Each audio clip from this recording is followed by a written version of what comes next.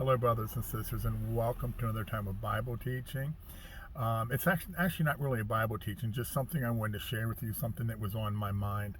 When I was on Facebook, just scrolling through a lot of the feeds, and I see all this chatter about the red heifer and how the rapture is imminent because Israel is planning to slaughter, not sacrifice, slaughter a red heifer. There's a difference. The red heifer is slaughtered, burned completely, nothing left over.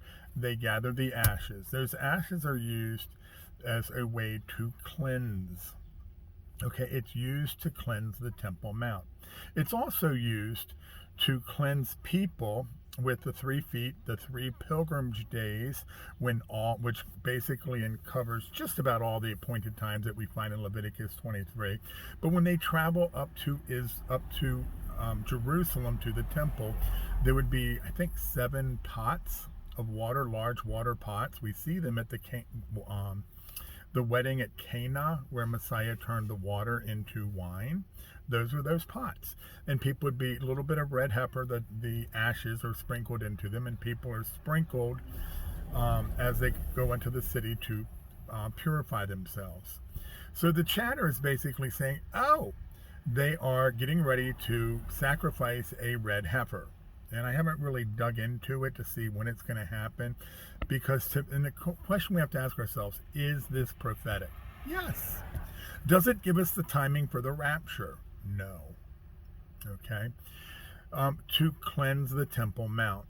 When does the temple, whether it is correctly done or not, have to be there?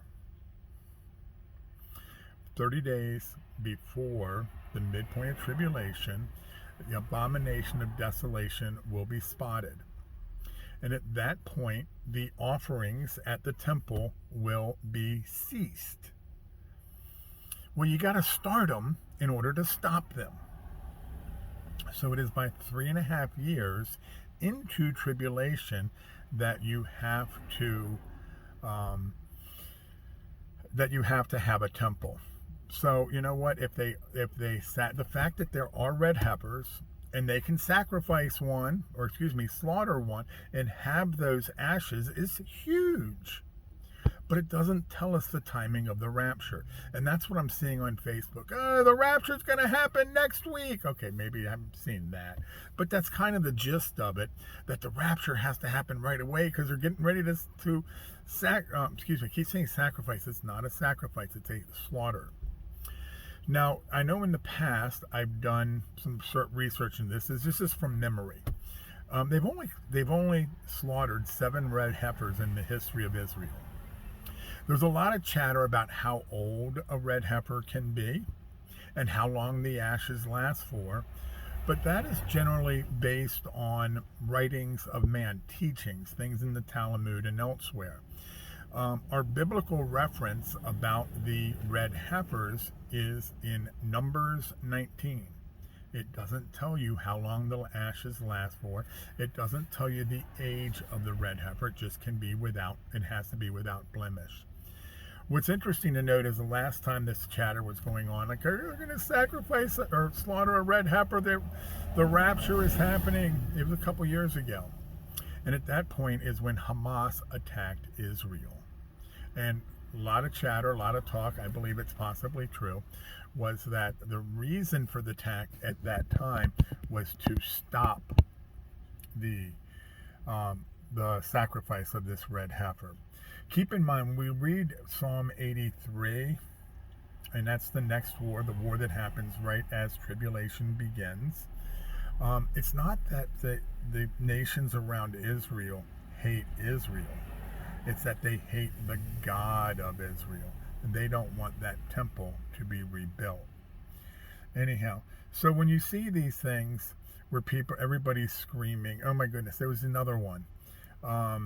Remember the American eclipse, 2 next to each other, and again, for the rapture, there is nothing that talks about it that puts an eclipse on the rapture. It doesn't. There's nothing specific about that. And they cross somewhere in Texas. And apparently that's the site of the flood. And so there are people out there saying, oh my goodness, that means the rapture is this week. Seriously, people are saying that. let's stick to Scripture. Scripture trumps opinion, and we don't add to it. I thank you so much for watching. God bless you and have an awesome day. And guess what? I got a 90-something degree humid day to go out here and cut some grass. No fun. But it's all good, you know. I love doing these videos. I wish the Lord would make a way that I could just retire and just do the videos and the comments and everything. But, you know, there's something about eating that we like to do that in our household. And that means I got to keep working. God bless you and have a great day. Take care.